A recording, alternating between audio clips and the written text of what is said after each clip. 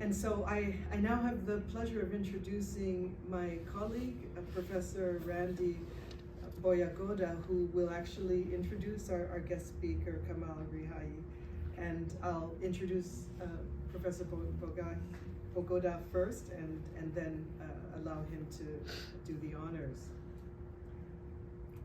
So Professor Bouyagoda is a professor of English here at the University of Toronto. He's also the Vice Dean, undergraduate at the Faculty of Social Sciences, and of late has been working in the Vice Provost's office, and I think over the last month or a couple of months, so we welcome you here, and thanks for joining us. He's a writer, a critic, and a scholar.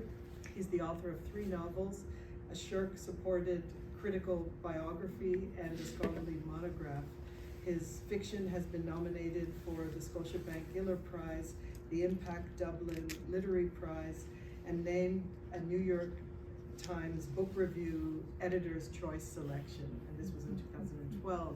He contributes essays, reviews, and opinions to publications including the New York Times, Wall Street Journal, First Things, Commonweal, Harper's, Financial Times, Guardian, the list goes on and on, the Globe and Mail, the National Post. So he appears frequently on social media as well as CBC Radio, and was the past president of PEN Canada from 2015 to 2017.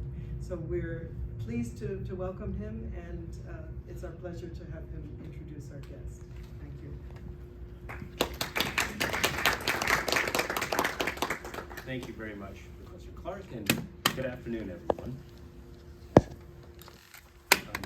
I'm thinking about how to introduce Kamal Riahi, who is our featured speaker for this event. What came to mind initially for me was a conversation that I was having by email with Margaret in August. This was when Salman Rushdie had been attacked, as I'm sure we will all remember. And at that point, I had been asked by the Atlantic to write an essay about this. And I checked in with Margaret, who was writing about this same event for the Guardian. It all came to mind because I was reading your interview in the Times today, Margaret, about Salman's new novel, which comes out, I think, next week, if I'm not mistaken. And we had a back and forth about this, and what we were kind of talking about was what it means to tell stories, to write novels, and then what it means to create the conditions in the world for people to tell stories, to write novels. And if you know, I suspect we all know, all the different ways that Margaret Atwood in her career, in her public life, has done both, has sustained both, right? As founder of PEN Canada, among many other things, co-founder of PEN Canada, with Graham Gibson, among many other things, while at the same time telling stories. And I was more than happy in those email exchanges to say that Margaret has been an example to me of what it means, if you can do it, to do both. Some people can tell stories. Some people can create the conditions for people to tell stories, defend their right to do so, and then for those who have the capacity to do both, you're kind of called on to do both for your fellow writers and for the world at large. Kamal Riahi is one of these people, is what I'm saying, and that's why it's a great pleasure, Margaret here, my own conversations with Kamal, with Nadia Al-Razi, a journalist in her own right, this opportunity to chat with someone like Kamal under the auspices of the Center for Diaspora and Transnational Studies by way of Professors O'Neill and Professor Clark is a wonderful thing, made possible, as you were saying, by way of Dean Wooden's support. Because what does it do, as you were saying in your opening remarks, it brings newness to the university. It brings newness to the center, and from the center outwardly, I guess you could say. So what does it mean then to think of Kamal as someone who's kind of a both and instead of an either or when it comes to storytelling? He is a novelist, a critic, a broadcaster who produces and presents programs for radio and television. He is a human rights activist, all within the context of his work in and beyond Tunisia.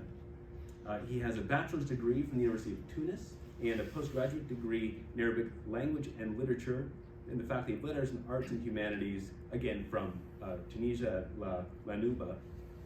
He has published, by my count, at least 7 works of fiction. while at the same time contributing any number of works of criticism, essay, interview, and a variety of international media sources. And he founded the House of Fiction and the Center for the Novel. And he created a creative writing lab. So do you see what I mean? He's a storyteller, and he has the industriousness and the generosity of heart to create the conditions for others to hear and tell stories. And so that both and is, to my mind, a really important gift. And the idea that we're able to see this beyond the Anglosphere today is, again, really good, really exciting. I enjoyed very much watching Professor O'Neill get very nervous when he came in, and Margaret Atwood said, "What languages do you speak?" And he said, "Spanish." And the idea being here, it's good that the center has this ability to create these multilingual conditions. We have the technology to be able to hear in these ways. This is what it means to be a global research university, and to be able to respond to these opportunities and to have someone tell a story and then tell us how he creates stories at the same time. And so please join me then in welcoming Kemal Riahi, who is a guest lecturer at the center, who will be giving us a talk this evening called From the Margins to International Recognition, Mohammed Shukri, An Underground Writer's Case. Come on, welcome.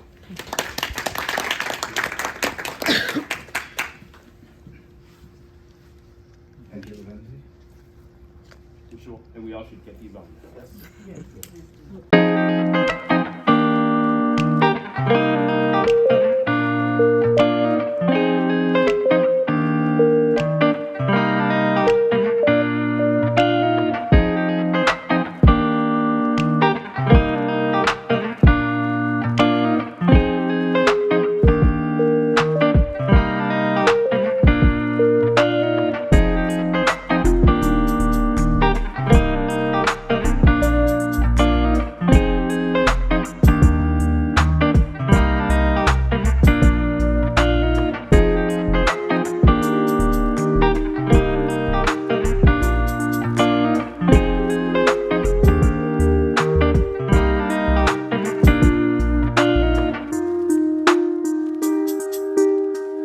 you.